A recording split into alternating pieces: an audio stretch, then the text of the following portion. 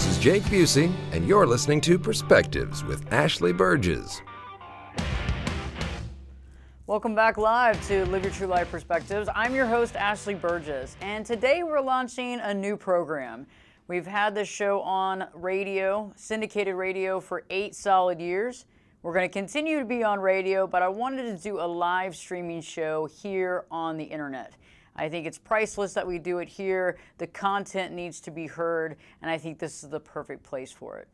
Today I'm going to be talking about the differences between passive-aggressive behavior and the concept of the gray rock method. Recently I just did a video about passive-aggressive behavior and what that behavior looks like. I think that many of us come into contact with people who use passive-aggressive behavior often with us to try to prove a point, to make us feel a certain way. Whatever that is, it happens to us, whether it's in personal relationships, friendship relationships, romantic relationships, or relationships in the workplace. So let's talk first off about passive-aggressive behavior, what that looks like, and then we'll talk more about the gray rock method, and I'll show you how these two things are really completely and utterly different. There is nothing about both of them that has any sort of connection. So let's talk about passive-aggressive behavior first. Okay. So when we're talking about passive-aggressive behavior, we're not talking about aggressive behavior. We understand what aggressive behavior is, right? We understand when somebody's aggressive to us, when they're trying to start a fight, when they're yelling, when they're screaming, when they're pushing us, definitely aggressive behavior. But when we're thinking about passive-aggressive behavior, this is the stuff that kind of goes under the radar, right? This is the stuff that we don't necessarily catch on to exactly at the moment why it's happening. I recently had a situation that took place and I didn't even catch the nuances until a few moments into the meeting, actually the second or third meeting, when I began to catch on that someone was using passive-aggressive behavior. Okay, so the first reason why a lot of times people use passive-aggressive behavior, or what kind of the caveat, what's behind it, is that a lot of times when people use this, first off, they're never saying no to any type of anything. So I don't know about you, but my schedule is really tough. I have a lot on my plate. And so over the years, I've realized how important my time is. And there's a tendency for people to not either want to speak up about how their time is important, and there's also a tendency of wanting to people please, saying yes to everything, even though the person inside really doesn't want to do it. And so a lot of times what happens is you have people around you that tell you that they want to do something, they agree to doing something, but they just don't want to do it. And so what happens from the fallout of that is that there's a lot of different behavior patterns that follow through with that. For example, ignoring you. Okay, so they don't want to do it. They're going to avoid the contact with you. Okay, they're going to avoid contact. So you might call them, they don't answer the phone. You might text them, they don't respond. Sometimes it can get a little more intricate where they know when you're at work, so they're going to call you at home, or they know when you can't speak and they're going to text you at that point. So they know that they can kind of avoid you and not have to have communication and not be able to talk about how they truly feel. You know, another thing that I find interesting when we think about passive-aggressive behavior is the concept of the silent treatment. And I know many of you out there have dealt with the silent treatment. You've gotten the silent treatment from a friend, a family member, even a loved one, where that silent treatment is not so silent, right? And I've done videos on this on YouTube, actually, about the silent treatment, because to me, I believe that the silent treatment is actually a form of abuse. I know that some people don't maybe necessarily have thought about it that way. Maybe they don't necessarily agree with me, but I think that when you start really peeling the onion back about silent treatment, you'll realize that the silent treatment is a way of having control, right? So if I want to control a situation and I'm not going to get in someone's face, I'm not going to fight them, but I want to control them and I want to stop the communication in its tracks, what am I going to do? The first thing that I could do in a passive-aggressive behavior is to use the silent treatment. So I'm basically not only, I'm avoiding that person, but I'm also ignoring them if I have to see them. I'm not answering their questions, and I'm not even probably acknowledging their presence. And the power of the silent treatment is it keeps everything under control, because the other person, even if they try to communicate, you're not communicating back. And I believe that the silent treatment is a type of abuse, because I think that we can have communication. I think the best thing to do is to have an open line of communication, because when somebody feels like they can't communicate, when somebody feels as if the other person is just not even speaking, it begins to put the other person in a bad feeling, a bad situation. And what happens there is we don't have communication. Usually the other person becomes depressed, becomes angry, becomes upset, and see, we're not really resolving anything. We're just causing a more of an aggressive type behavior undercover. I find it interesting because a lot of times with passive aggressive behavior, we don't even know how to define it. Right? So you might be in a work case scenario where you're at work and you're dealing with a boss or you're dealing with a coworker, but you can't really put your finger on the situation, but something's happening. You know, I know that a lot of us know that when we're dealing with passive aggressive behavior as well, that there can be some under the radar insults too. Remembering that insults are interesting because we can know it when somebody's insulting us to our face, right? We know it when somebody is telling us that we're stupid or whatever that is. But when they're under the radar insults, they're just enough, they're an insult, but if you call them out on the insult, you're gonna look kind of like the jerk, okay? Because it's gonna be in a way that it's not really gonna be able to be called out. And it's not going to be easy for you to say, hey, this is what you're doing, I don't feel comfortable with this, or hey, I caught this. What'll happen is it's going to turn back on you.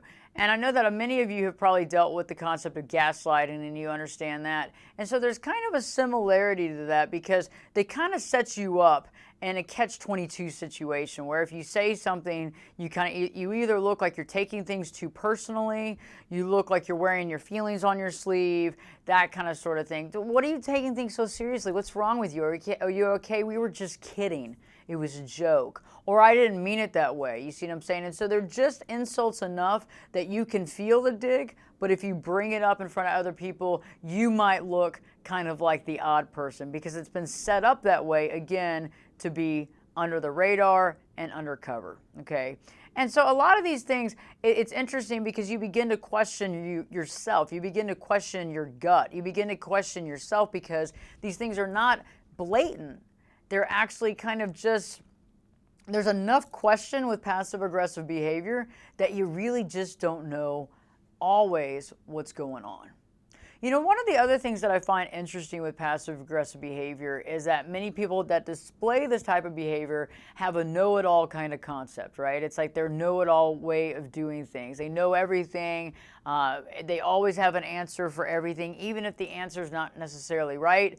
But then when you try to supply an answer, you're kind of put down or you're kind of punished for that. And so you really need to let this person take over. And that's another set of control. You see what I'm saying? So again, when somebody knows all the answers, even if they really don't, that's a way of controlling the situation. You know, I find it interesting when we think about passive aggressive behavior. I find it, to me even, I've had situations with people that I had no idea that they were using that type of behavior. And I didn't really catch it. So for example, the avoidance, like I was talking about, sometimes you don't really catch it if somebody's avoiding you. You might think that they're busy, they just don't have time right now. You don't really see that there's an avoidance component there. And sometimes we just don't ever feel that this is really taking place, and it's not until the situation's really gotten out of hand or there's been so much time and water under the bridge that we begin to realize that possibly this person got into a situation they didn't want to get into. They said yes to things that they wanted to say no to, and then that's when they tried to avoid because they didn't want to deal with the confrontation or the conversation. And that's what is very interesting in this situation, because usually it's way after the fact that we realize that we were dealing with passive aggressive behavior.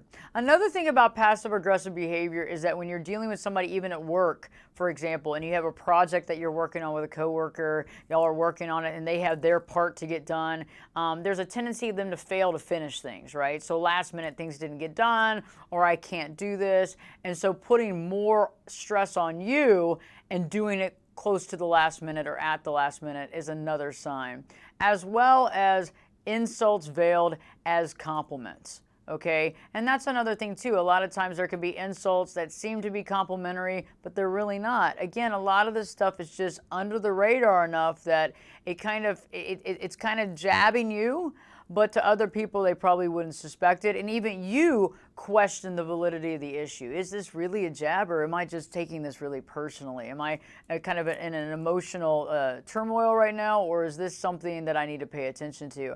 And the other thing about the passive aggressive behavior is when you do point it out to the person that's giving it to you, there's going to be something behind it. That's not what I'm doing. This is all in your mind. But also they're not going to want to take responsibility, right? Because that's part of it as well. Because they're not taking responsibility for saying yes when they wanted to say no. They're not taking responsibility with clarifying the situation, and they're not taking responsibility with standing up and just being honest. When I return, I'm going to be talking about the gray rock method and what that means, because there's been some confusion on, are these things similar? I want to talk about the differences. And I also want to talk about when you do use gray rock, and also how to deal with somebody giving you passive aggressive behavior. If you haven't already, check out my YouTube channel. Go to Ashley Burgess, AShleyBurgess. Also my website at ashleyburgess.com. In just a bit, we'll be back in just a few minutes. Live Your True Life Perspectives with your host, me, Ashley Burgess, will be back in. I'll be back this time in 2 shakes. Hey there, friends. I'm glad you're catching the live broadcast of Live Your True Life Perspectives. I've created my very own Patreon page. You can go to Patreon and you can check out my page. The link is right here. It's an amazing platform because I'm able to offer more stuff there, different stuff than I am on the Live Your True Life program, as well as on my YouTube channel. You've probably seen my YouTube channel. We put up new video content every week. And we have a lot of great content on there. But on the Patreon page, I'm able to go a step further. I'm offering group coaching sessions, private coaching sessions, as well as access to exclusive content, like the Celebrity Perspective Season 1. I won a Telly Award for that this year. You can watch all episodes right here on Patreon. I'm offering you the exclusive chance to come on the radio with me, to be live on Live Your True Life Perspectives, nationally syndicated radio show, to talk about yourself, to talk about your amazing life, and to inspire the Live Your True Life listeners. When you become a member of my Patreon page, you are directly supporting me to help other people to live their true life. I look forward to seeing you on Patreon. Let's inspire one another. Hi, my name is Reginald Harvey, and I'm a wellness champion. I just published the medical memoir Anatomy of a Patient to inspire those affected directly or indirectly by a life-threatening diagnosis. Do you know or have a family member or dear friend who is suffering from catastrophic illness or debilitating disability? This is a conversation that few people are willing to have, and I want to have it with you. You can hear me on Live Your True Life Perspectives with Ashley Burgess. For more information, go to reggieharvey.net. Are you currently in a toxic relationship and unsure what the next day will bring? Have you often wondered if there's more to life than this? Do you suffer from self-esteem issues that you've had since you were a young child? Have issues or have difficulty speaking with your family? Do you feel surrounded by self-centered people? Seems as though you're always giving and they're always taking. If you've answered yes to any of these questions, you need some answers. The 10-day challenge to live your true life gives you the knowledge and techniques for creating boundaries in your life that help us to deal with family, as well as dealing with those narcissistic and toxic people in your life. It offers the insight into understanding and overcoming your self-esteem issues, and to begin to see for the first time your amazing value. You owe it to yourself to find the power within you.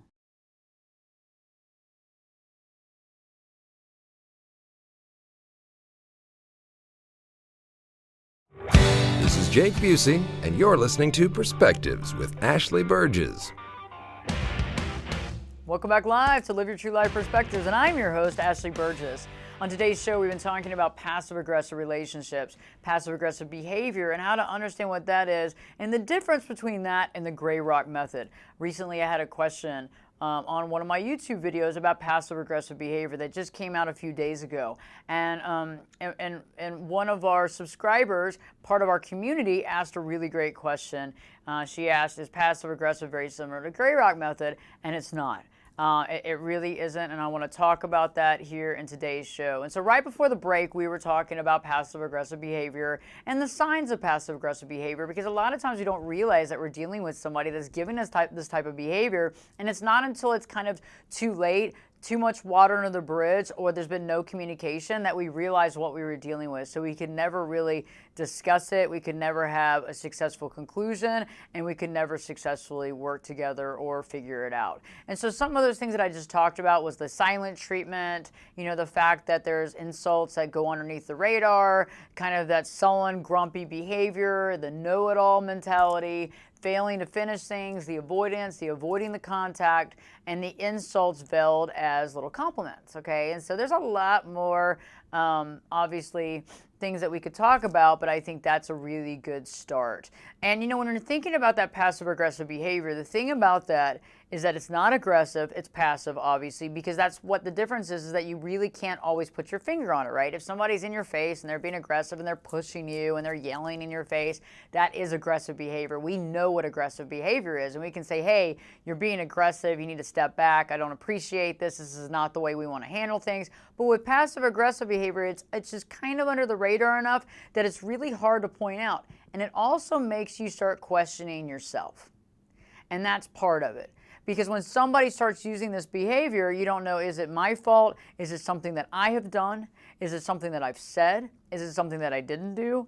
When you start asking those questions of yourself and you start wondering, am I just taking this too personally? Is it because do I need to get a sense of humor? All those types of things, especially when somebody is veiling an insult to you. Maybe I'm just taking this personally, I'm hearing it wrong. When somebody's ignoring you and avoiding you, was there something that I did? Are they okay? All these questions arise. So that's why it's passive, because we really can't put our finger on it. And a lot of times it goes under the radar without us knowing. So let's talk about what Gray Rock method is, because this is two different things. Passive-aggressive behavior and Gray Rock are very different. So the reason why they're very extremely different is that Gray Rock is actually intentionally used, right, to actually help out a situation, right? So it's not about upsetting a situation. It's actually something that you use, a method you use to kind of blend into the foreground when we're talking about people that might be mentally, emotionally abusive to you. Maybe when you're dealing with the narcissist, this is something that we use to kind of blend, okay? Because what I'm saying here is that when you're dealing with a narcissist, for example, very interesting scenario where that person likes drama, right? They like the drama, they like the supply, and if you're part of the narcissist supply, you're part of that soap opera, right? That daily soap opera where you get to be one of the supporting cast members, right? You're a supporting cast member for the narcissist,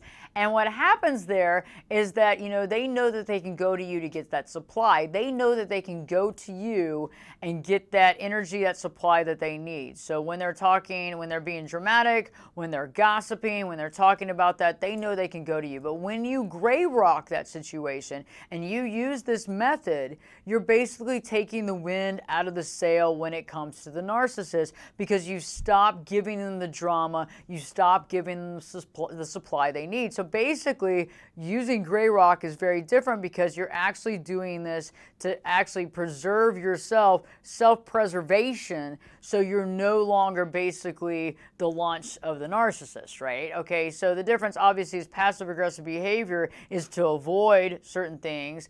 It's to not really be honest. It's not to take responsibility of how somebody feels, right? That's why they're being passive-aggressive, because they're unhappy, but they're not explaining why they're unhappy. They're unhappy with the situation, but they don't want to have that conflict or that confrontation, or even just because they're fearful of this. Gray Rock, on the other hand, is, hey, I've tried other things, and I can't leave or cut this narcissist or this abusive type person out, mentally, emotionally abusive type person, and so I have to have them in my life to some degree. But what I'm going to do is I'm going to make myself not as interesting to that person. Let me give you a couple of examples of why you would choose Gray Rock instead of cutting them out completely. Okay, one of the reasons why you would use Gray Rock instead of cutting someone else completely is, first off, you have a child, let's say, with a narcissist. So you're divorced, your husband, your ex-husband, your ex-wife is a narcissist. You can't cut your baby mommy, your baby daddy out of the picture, right? So you're going to have to deal with them pretty much for the rest of your life. You're not cutting them out. You're not cutting them out of social media. You're not cutting them out of your phone. You have to deal with them. So whether you're picking up your kiddo, dropping them off, having small conversations about parenting, the thing about Grey Rock is it makes it kind of dull. You're basically taking yourself and saying, hey, I'm the parent of this child. Let's talk about the parenting, but I'm not going to give any more to this person. I'm not going to tell them about the new guy or the girl I'm dating. I'm not going to tell them about the drama I'm dealing with my mom or dad. I'm going to keep it very homogenized so that the narcissist isn't getting supply. Another good example is that your mom or dad is a narcissist, okay? Very hard to cut out a parent, and I don't really think that it's always wise. I know that some people say just cut them out if it's a toxic relationship, but a lot of times we can learn from a toxic relationship, especially a parenting situation. We can learn a lot about how to understand it if we can actually kind of cut ourselves back emotionally. And one of the things that I really suggest, before trying the Grey Rock method is really sitting there thinking about how emotionally connected am I to this narcissist? How emotionally connected am I to this toxic person and their toxic behavior? Because this is really important, because we need to kind of step back. And what I want you to begin to do, if you have a relationship, let's say mom, dad, ex-husband, ex-wife, brother, sister, aunt, uncle, somebody that you can't cut out, right? I want you to think about how emotionally connected you get with them. And I want you to kind of mentally just kind of step back. Because I want you to realize how when you're dealing with a narcissist, for example, it's all about them. Okay? So everything that's happening is about them. When you're not, when they're not thinking about you, to some degree, you're kind of an inanimate object that will come to life when they call you. Okay, when they'll come to life, you'll come to life when they call you, but otherwise you don't have a life really outside of them, because they don't think about you in that type of way. They think about what you can do for them or how you make them feel, right? They're not thinking about how they make you feel. They don't really actually think that you have feelings to some degree. So that's just another caveat to think about. But when we're Grey Rocking somebody, what we're doing is we realize that with the narcissist, it's almost like being in the soap opera or the TV show or the film, and the narcissist is the key star of the film, right? And so what we are supporting cast. And so we can be a supporting cast that kind of feeds off that drama and adds to that, or we can be the supporting cast that, well, the narcissist gets kind of tired of and just kind of does the right thing by them to some degree because they're no longer getting the supply. And that's why it's called Grey Rock, right? Because I don't know about you, but when was the last time you saw a gray rock and you're like, wow, that's the most beautiful rock I've ever seen. That's amazing. That's so pretty. Oh my gosh, it's so shiny.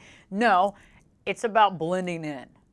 Okay, and that's what's so important, is that we want to blend into the situation. We don't want to make ourselves too shiny. We don't want to make ourselves too dramatic, because we don't want to give them anything to feed from. We don't want to give them any information that they can end up using against us, right? Because that's part of it. Because remember when you began with the relationship with a narcissist, let's say you started dating someone and you didn't realize, and in the very beginning they asked you all these great questions and it felt like they were like interested in what you had to say. But now when you kind of step back, you realize that they were asking you a lot of questions to kind of use it later on, right? About the previous relationships you had and so forth and so on, and things that they can throw back into your face later on when there's an argument or when they don't agree with you. So it wasn't necessarily about getting information from you. It was actually getting back information on you, almost as if they were like a private investigator that were going to combine this information and keep it later on to when they could use it for some reason for themselves, to make themselves feel better, to make you feel worse, to put you down, that sort of thing. So when we're using this Grey Rock method, we're using this with someone that we can't cut out of our life. We're using this with someone that we've tried to be real with, that we've worked at being honest with, that we've tried to be authentic with, but it just doesn't work. You see the difference between that? Passive aggressive is not taking the stand and being the leader. It's not doing what's necessary to clarify and to give successful ways of dealing with the situation. It's quite the opposite. It's leaving everything hanging and not knowing where you stand. Grey Rock is stepping back and saying, hey, I've tried everything I can with this person. I've done the best I can. When I try to get real with this person and when I be who I am, this person uses my authentic self against me and tries to find fault with me and tries to put me down. that type of scenario isn't working for me, I'm not going to keep giving into that, so I'm going to try something different. When I return, I'll be talking more about gray rock, really how to use it, what it looks like, and how you can put that into your relationships with any narcissist that you can't cut out of your life, and how it can work like a charm. So stay tuned. Live Your True Life Perspectives with your host, me, Ashley Burgess, will be back in. I'll be back this time in 2 shakes. Are you currently in a toxic relationship and unsure what the next day will bring? Have you often wondered if there's more to life than this? Do you suffer from self-esteem issues that you've had since you were a young child? Have issues or have difficulty speaking with your family? Do you feel surrounded by self-centered people? Seems as though you're always giving and they're always taking. If you've answered yes to any of these questions, you need some answers. The 10-day challenge to live your true life gives you the knowledge and techniques for creating boundaries in your life that help us to deal with family, as well as dealing with those narcissistic and toxic people in your life. It offers the insight into understanding and overcoming your self-esteem issues, and to begin to see for the first time your amazing value. You owe it to yourself to find the power within you.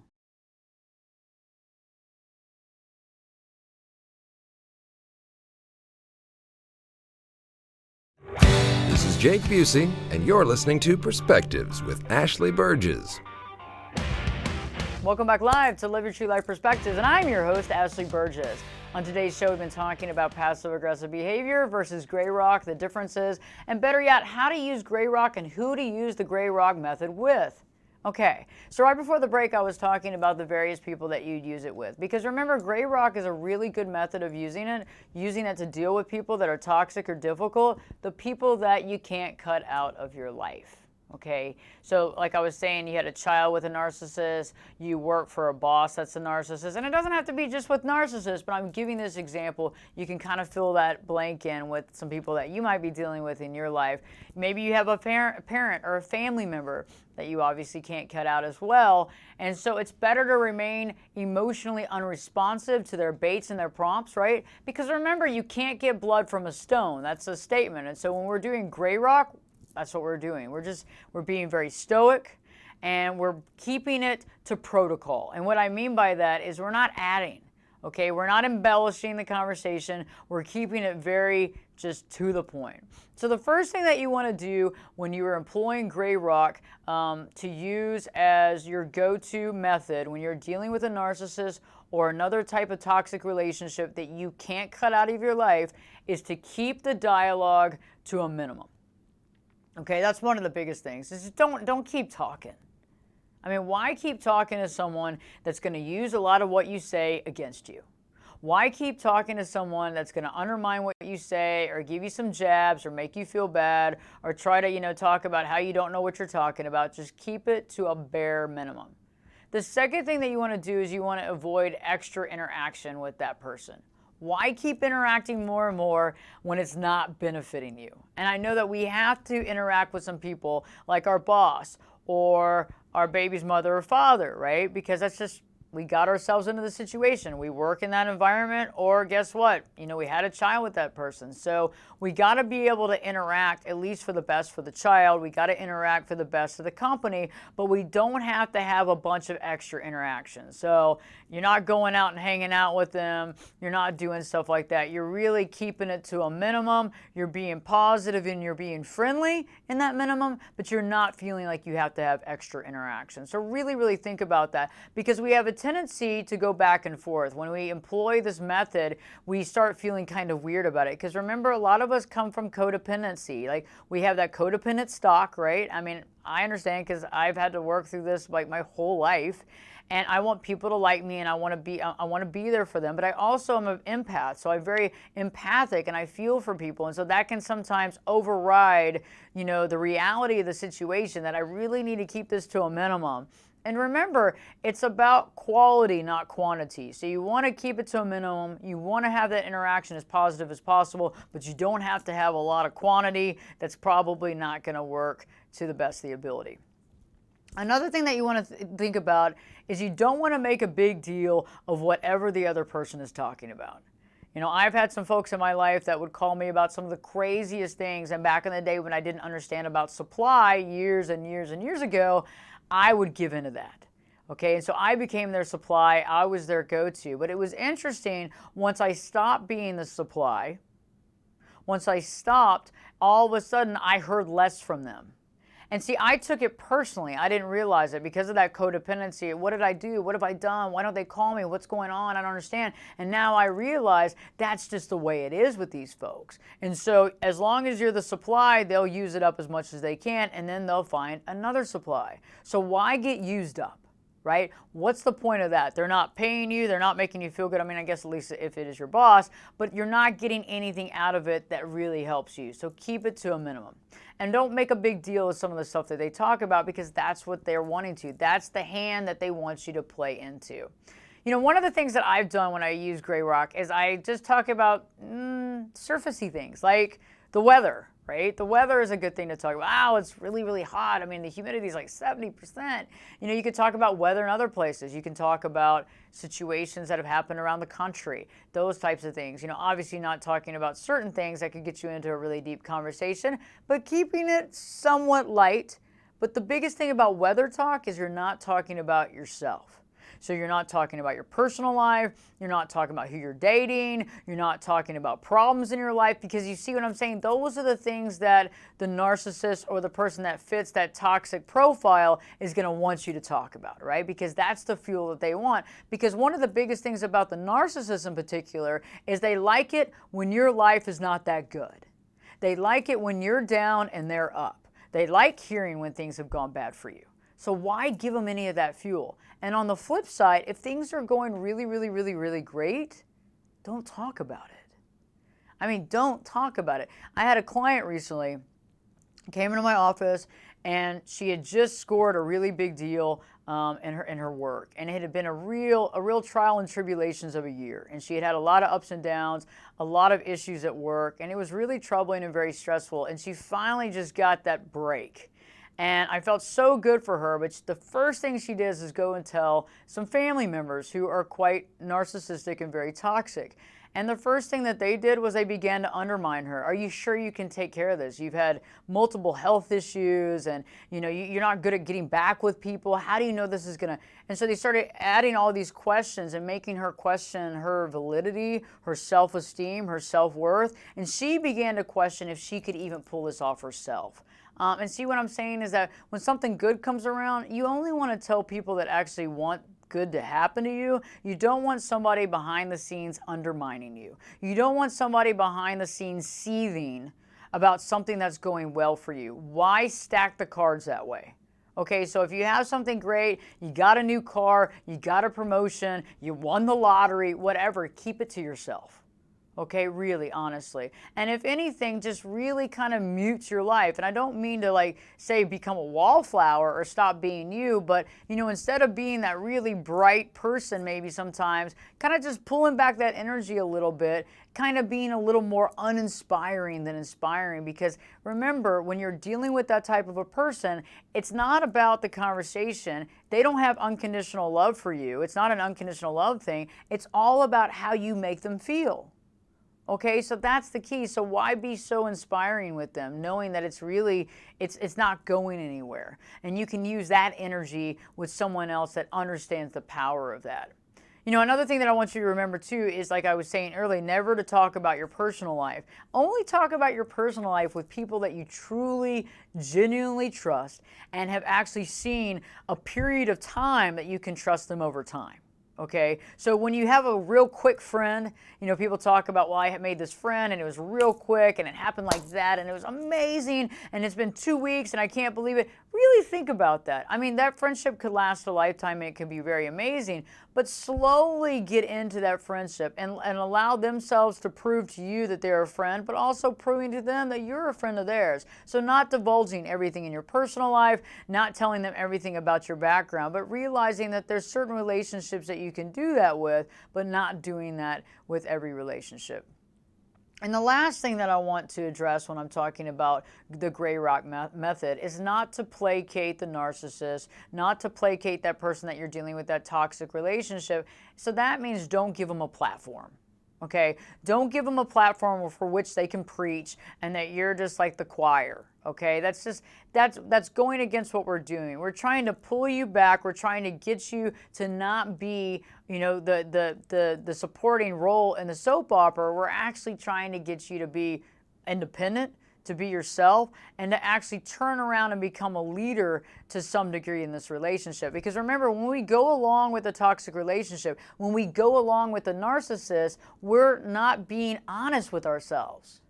We're not being truthful to ourselves, and it's not fair to us, because what we're doing is we're stepping over our boundaries. We're not standing by our values. We're not standing by our morals and our beliefs. Instead, we're doing things to make them happy. We're doing things to not rock the boat, right? And so when you employ the gray rock method over time, what happens is you get more and more emotional distance, right? You're not giving in to them like you were. You're creating this leadership standpoint. You're being solid in what you're doing, but you're moving away from that emotion. And that's going to actually give you some power and ground in this relationship, because eventually entertaining them and placating them is not going to be interesting anymore. And you realize you don't have to do it.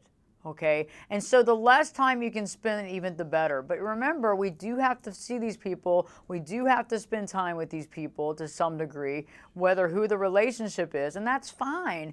But we need to do that within these parameters, because this helps you to be no longer undervalued. This helps to take you out of the powerless position and puts you into the power position.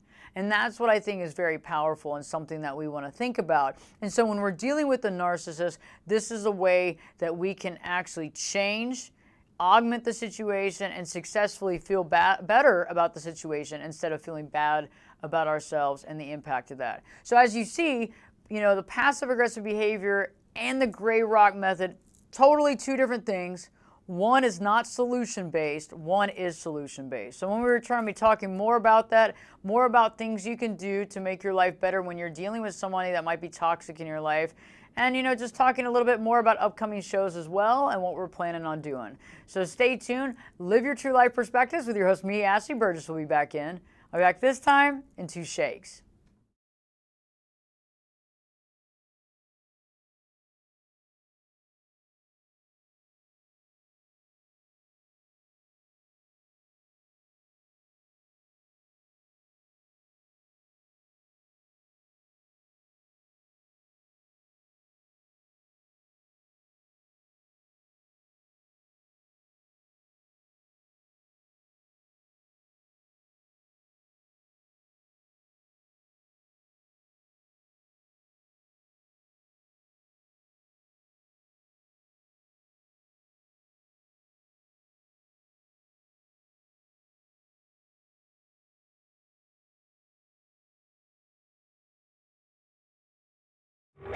This is Jake Busey, and you're listening to Perspectives with Ashley Burgess. Welcome back live to Live Your True Life Perspectives, and I'm your host, Ashley Burgess. On today's show, I've been talking about the differences between passive-aggressive behavior and gray rock method, and how the two are completely and utterly different. There can be some similarities we can feel at the beginning when we don't really know, because we feel like gray rock would be like the silent treatment, but it's very different than the silent treatment. Like I was talking about, it's just about minimum dialogue, and it's about talking only about what you want to talk about and the stuff that you want to talk about that doesn't have any impact. Remember, we don't want to give somebody in our life who might be somewhat toxic in our life, we don't want to give them ammunition. We don't want to give them information that we don't really want them to have, right? We don't want them to talk to us or to tell us how to live our life. Instead, we just want to have the most basic of communication, say hi, communicate as much as we can, and move on with our life, okay? Now, real quick though, there are times when we're dealing with a toxic relationship or we're dealing with a narcissist that it's time to cut the relationship out. Okay, and so what I was saying about earlier, when we use gray rock, it's great when you're using with a parent, aunt, uncle, mom, dad, sister, brother, grandma, grandpa, ex-wife, ex-husband, ex-fiance, whatever, those types of things that you have a connection with, like you have a child with, your boss, for example. But there's other people that are narcissistic or toxic in your life that it's time to let them go. The relationship no longer serves value. okay? And there's no reason why to use gray rock. But one of the ways you can do it, instead of just cutting ties, instead of just cutting them out, instead of blocking their number, blocking them on social media, which can cause some excitement, some negative excitement from the other person, is better to use the gray rock method and slowly just disconnect. Once you begin to slowly disconnect from that person, and I don't mean to be like kind of funny about this, but the more boring you seem and the less interesting you seem to them, the quicker that they're going to want to disconnect from you too. So remember, once they do disconnect from you though, don't run to get them back. Sometimes we have a tendency of running to get them back, and we're back in the same position all over again. And that's something that I really want you to think about, that I don't want you to do. So if you don't have to keep the relationship, if it's not the boss you work for, if it's not a baby mama, baby daddy, if it's not somebody that you're related to, we can begin to pull back that emotional tie, quit, slow down on the communication, not calling them, not reaching out to them, and instead just slowly disconnecting. And over time, they're going to find someone else that's going to fill that void for them, that will give them the supply that they need. You no longer have to do it, and you can begin to power yourself up. So the reason why I like gray rock so much is that you can sit back and realize that you no longer have to be involved with the narcissistic or toxic behavior. And you can literally only deal with a certain amount of that person, but you don't have to listen to the drama, and you don't have to be a part of that. Because remember, when we do get into these situations, it actually makes us feel bad because we're not really being honest with ourselves. Think about it. When was the last time that you were in a situation with somebody that was acting toxic with you, whether they were a narcissist or what have you, and you were basically stepping over your boundaries, you were creating no boundaries, you were not standing up by your values or your beliefs, and you were allowing them to get away with anything so you didn't rock the boat, so you didn't have an argument. And that is not a powerful position to be in, okay? So the gray rock helps you to not really have a full-on argument, but it allows you to slowly just distance them from your life. And eventually people that aren't really related, and it's just somebody that you met, will eventually move on, okay? And so I really want to talk about a couple of things before the end of today's show. First off, it's remembering that I want you to, formalize your communication. I want you to be effective in communication when you're dealing with situations like this. The best thing we can do is be authentic and real, but when we're dealing with someone that's toxic like that, we have to impart that gray rock method and very similar methods to that, to just try to pull away emotionally so they're not using our authenticness and our realness to hurt us. You see what I'm saying? I am not at all saying to use this with people who are healthy and they're really, they're dynamic and they're wonderful people. Those are the people that you can talk about personal stuff. Those are the people you can open up with. Those are the people that really care, and those are the people who are your true friends. And so that's a big deal. The other thing too is that it's not about thinking about when you're dealing with the narcissist, it's not about hating the narcissist. You can send them unconditional love, and that's something that I do. I send people unconditional love because I love them at the core. I might not love what they're doing, I might not respect what they're doing, and I might not be co-signing on what they're doing, but I love them at the core, and I realize that they've created this persona for safety, for whatever reason they have. I'm not going to co-sign on that, but I know that under that persona is something there that I can unconditionally love, but I'm not going to co-sign on their behavior. So think about that as well, because when we hate and we get angry, that internalizes with us, it hurts us, and it gets in the way of our progress, and it gets in the way of our life. We'll be doing new shows, new digital shows. I can't wait. This is the first one of many, and I'm looking forward to at least doing one every week. And so that will be a lot of fun. I'd love to hear some comments and suggestions of subject matters that you find interesting that you would like me to talk about. We'll also be interviewing people on the show too, which will be fun. And so we'll be able to have a lot of interaction as well there. And I want to hear some of your comments and your responses back, because I'd love to include you in the show and answer any questions during the next shows that can help you as well. So I want this to be very interactive. I want us to have a lot of fun with this.